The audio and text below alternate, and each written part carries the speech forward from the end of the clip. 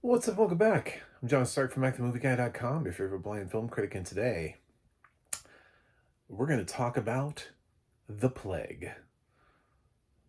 This is a movie, not that there is I mean, there is a plague. There was like the Black Plague, the Black Death, and some people might think I was going to talk about COVID. I'm not going to talk about COVID. I'm sure there's probably a band called The Plague. We're not going to talk. It's a movie. There's a 2025 movie. It's being distributed by IFC.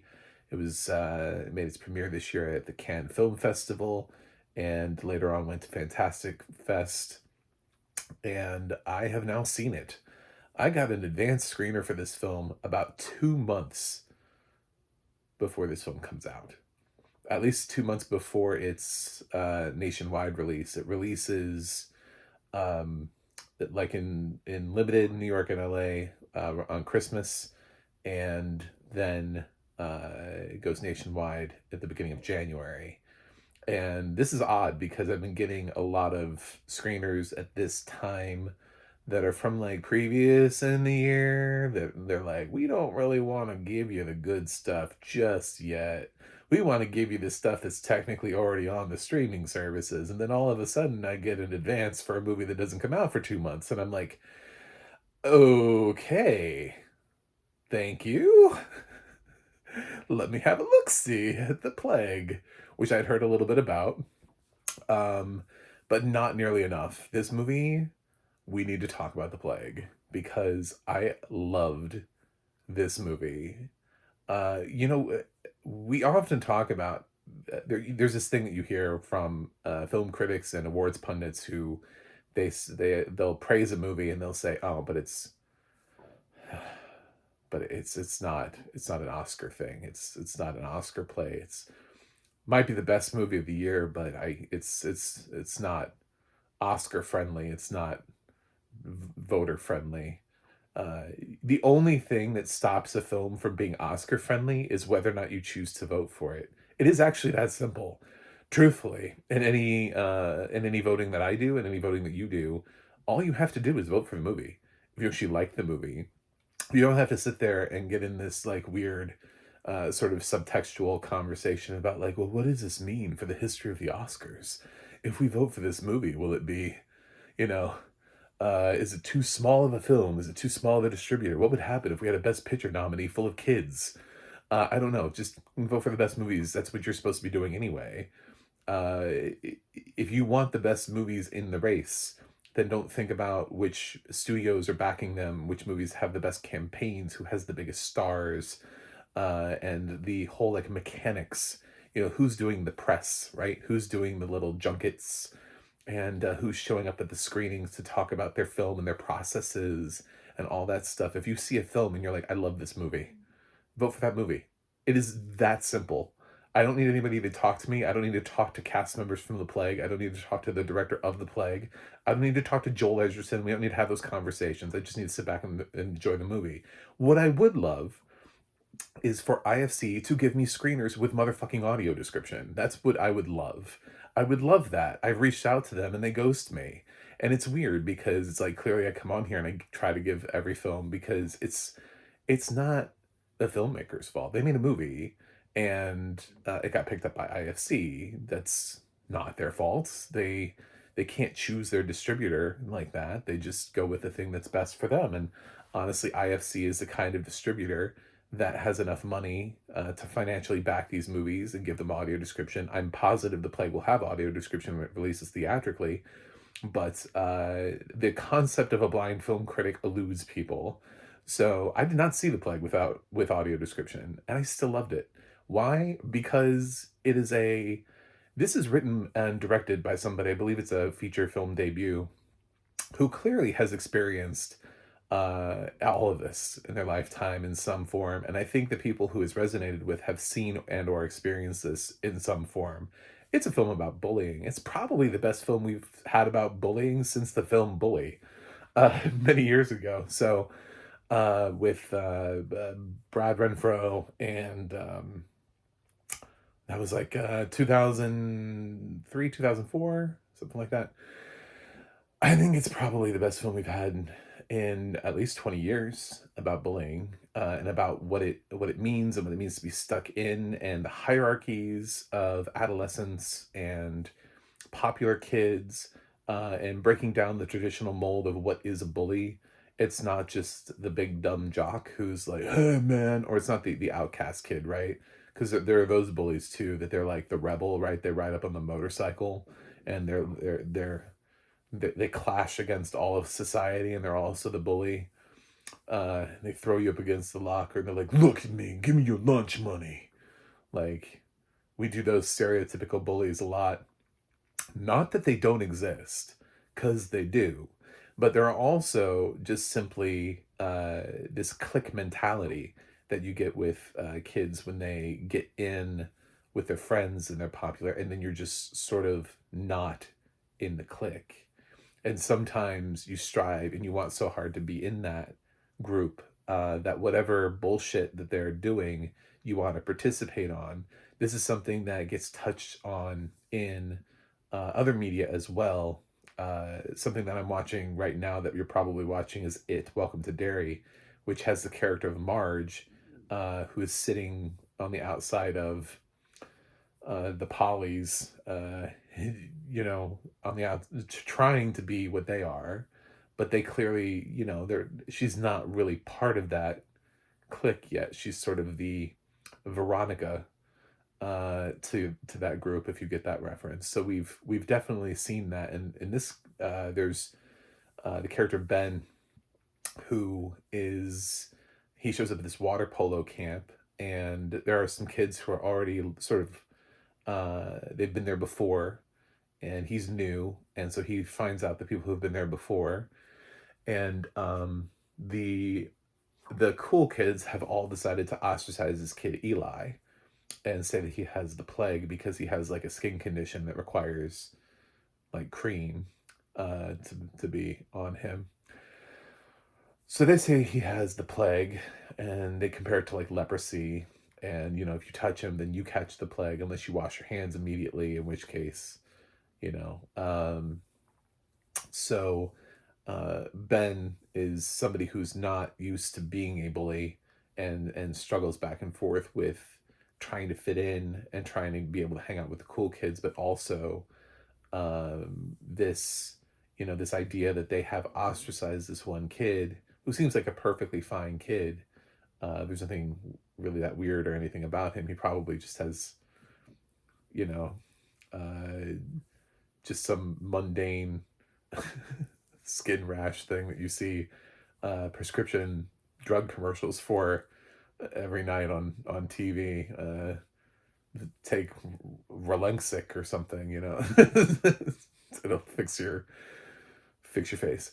Anyway, so yeah, and it's it gets bullying right, and it gets bullying right without falling into too many of the tropes. It really does this sort of herd mentality thing. It turns into be a little bit of a psychological thriller, because these kids are so honed in on this. It feels very closed in, like this is your whole world. I saw someone comment online that they were like they didn't like the movie because they're like, well, it's obviously some production where they shot it somewhere in like Bucharest, and they just have these kids and they can't afford to have any adults around, so the only adult is Joel Edgerton. And it's like, the film's not from the adult's perspective, it's from theirs. And a lot of times with kids, you are just sort of only aware of when the kids are around. So if you're going to make a film about bullies, you're going to make a film about the kids, and not necessarily so much the adults. Even if you look at a show like Yellow Jackets, right, which is about these teenagers, when they're in the woods, it's basically about the teenagers. I mean, like, one adult survived, and he's kind of there, but it's the same situation as Yellow Jackets. He really doesn't control the dynamic. He just kind of is a victim of it. So Joel Edgerton doesn't really control this dynamic. He wants to. He wants to have important conversations about bullying, but and try to implore these things upon them, and try to say that these are these little shitty little things that kids do. And he, when they talk back, he makes them do burpees and run and all that kind of stuff. So, but kids will be kids, boys will be boys. And that's kind of the thing. This is set in 2003. Felt like it was set in 2003. So they avoided the having to answer sort of the typical ways people bully with like social media and texting, right, and all that kind of stuff that predates that. These kids don't have computers; they're not hopping onto AIM. They're at a camp, so they're not bullying each other over Xbox or anything like that. This is set at the right time to have this kind of conversation and remind people who would have been kids in 2003, who would have been this age group who are now adults and probably looking at their own kids, or having kids or young kids who are going to be about to be these preteens, what it was like for them, and reflecting on this age group. Now, this is younger than me. I wasn't 13 in 2003. But it's not that far removed from my experience. I'm not that much older than what this would have been, so uh, it it definitely resonated. The score is haunting. Like I can't stop thinking about it. I'm obsessed with the score. It's not even a traditional score in the sense that we come on here and talk about John Williams and Hans Zimmer and people like that making these big bombastic orchestral arrangements. It's just the use of very specific, almost like these little choral moments of like, uh, um, it's I don't know, hair raising. I don't know what else to say, but it definitely mounts the tension. And for somebody who had to watch this film without audio description, it definitely kept me on the edge of my seat the whole film, wondering where this film was going to go next, wondering what else this film had. I thought the sound design was excellent. I love this movie. This movie is one of my favorites of the year. I would be shocked if it wasn't in my top 10 at the end of the year. This film is close to being, if I could see it with audio description, it might be my best picture of the year. Might. But I still haven't seen like Marty Supreme, you know, Testament of Van Lee, Wicked, Avatar, I mean, some other films this year, so I can't actually like lock it in and say, yep, that will be it. So IFC is actually sort of shooting themselves in the foot because if I have to sit there and vote for Best Picture, I'm going to vote for the one that I absolutely know is Best Picture and had audio description, and I'm able to fully assess it. And this is something that I might feel comfortable floating in my top 10, but because there are a couple of unknowns and some scenes where like I would need audio description to just make sure nothing weird was happening and it didn't drop. Rarely does it drop, but every once in a while I get audio description, I get more context. I'm like, oh, that's what was happening. Never mind. So it happens. More often than not, though, it ends up improving the way that I feel about a movie instead of the opposite. Far more. So IFC would behoove themselves to pay attention to me and give me the accessibility that I need that I keep asking them for, and they keep ghosting me on. It's a really fun thing that we have here with IFC. Me and IFC were two peas in a pod. My favorite film last year was Ghostlight.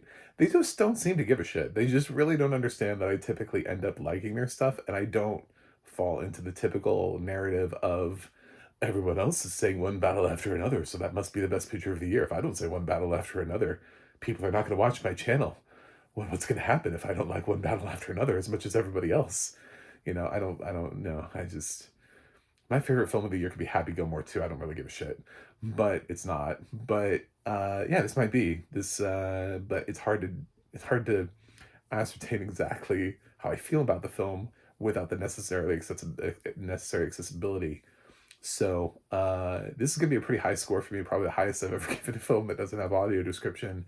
And perhaps, like so many other critics that have commented on this, that they have seen and or experienced versions of this, I have seen and or experienced versions of this.